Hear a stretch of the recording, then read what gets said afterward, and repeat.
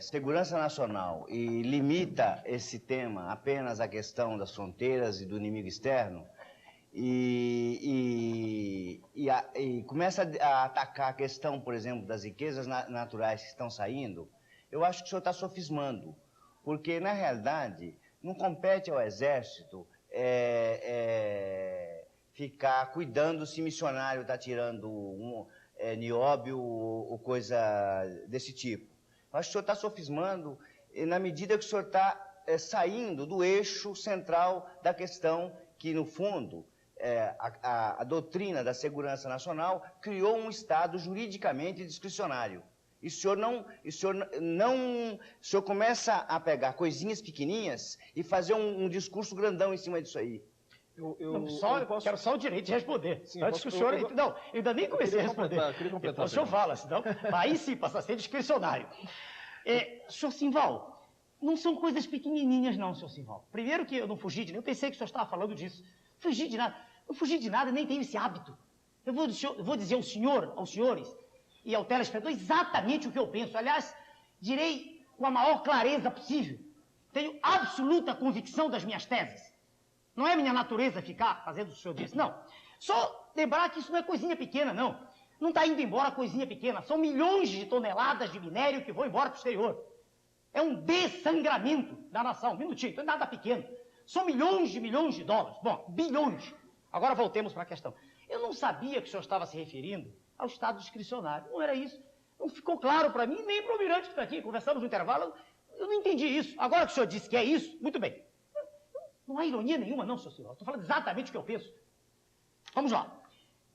Não é ironia que eu falei. Não há ironia de minha parte. Sofisma que eu falei. Mas nem sofisma. Sofisma pressupõe a não correspondência bionívoca entre o que o indivíduo pensa e o que ele diz. Eu penso exatamente... O senhor não foi claro na pergunta. Um minutinho. Agora o senhor foi.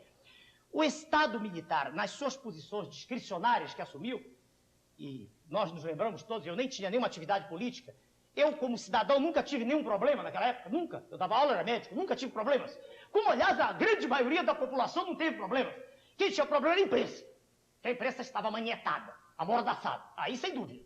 Se o senhor me disser que a imprensa teve problema, que os ativistas tiveram problema, que os desordeiros tiveram problema, tudo bem.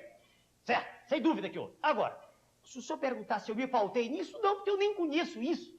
Naquela época eu nunca participei, nunca, de movimento nenhum. Nem de um lado, nem de outro. Eu era um homem dedicado à ciência. Quando eu entrei nesse processo, agora, repito, foi por indignação. Então, eu nem conheço esse texto ao qual o senhor está fazendo referência. Nunca ouvi em mão. Eu pensei que era outra coisa. Não houve sofisma. Eu pensei que o senhor estava falando disso. Quer dizer, do cuidado com o exterior. Voltando à tese. Os militares, e na verdade não eram eles que mandavam com assessores políticos que continuam hoje aí. Os militares fizeram uma série de coisas de que eu discordo. Já disse isso em programas. Por exemplo, vou dar um exemplo. A imprensa, do nosso ponto de vista, não há importância aqui se o nosso ponto de vista é o certo ou errado. É o nosso ponto de vista. Nós estamos apresentando o nosso.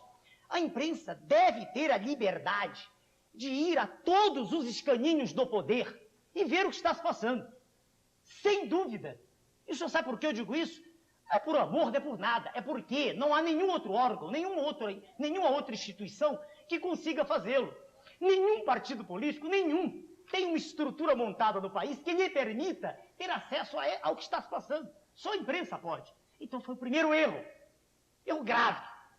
Porque sem ninguém para fiscalizar, para saber se o que a gente diz está sendo feito mesmo, qual é o critério que a gente tem para saber se está sendo feito mesmo? Estou sendo claro? Bem claro para o senhor. Então, agora vamos aproveitar para ir onde o senhor, antes que o senhor pergunte. Achamos nós, do Prona, certa a posição da imprensa quando desmoraliza o poder? Aí não. A nosso ver, é nosso ponto de vista. Quando a revista Veja, segunda vez que eu cito em programa de televisão, apenas porque me lembro, só por isso, ela põe na capa, os 3 detentores do poder máximo. Sua Excelência, o Presidente da República. Sua Excelência, o Presidente do Congresso. Sua Excelência, o Presidente do Supremo Tribunal Federal. E os veste com trajes femininos e os faz numa dança. Isso é absoluta falta de respeito à autoridade. Nós não aceitamos isso. Quem não gostar de nós, tudo bem, mas é a nossa tese. Nós lutaremos, quando chegarmos dentro da lei, para que exista uma lei de imprensa, para que o poder constituído seja respeitado. Isso é uma coisa. Outra coisa é impedir que a imprensa tenha acesso. Não! Comprou no poder e será uma administração limpa, interessada em limpar os porões que estão apodrecidos, sem que haja, na opinião do senhor, poder discricionário nenhum, para nós há. Né? Então, ela terá o direito de ir ver o que está se passando. Direito, dever e deverá fazê-lo e nos mostrar. Aí sim, ela estará prestando um serviço a toda a sociedade. Agora, apenas com um tom jocoso, só, apresentando os 3 detentores do poder máximo. Nenhum deles é pessoa que eu conheça, assim. Vi uma vez, Sua Excelência, o presidente da República, vi o presidente do Congresso, vi uma vez, e o presidente Supremo viu uma vez. Eu não estou defendendo essas pessoas, eu estou defendendo o cargo em que elas estão. Elas são autoridades, elas têm que ser respeitadas. Isso é uma absoluta falta de respeito e não leva a nada. A sociedade não ganha nada com isso.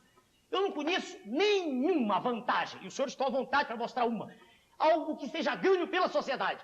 E eu mostrar o presidente da República, o presidente Supremo, vestido de mulher, eu não entendo. Eu não entendo. Ernesto, o senhor...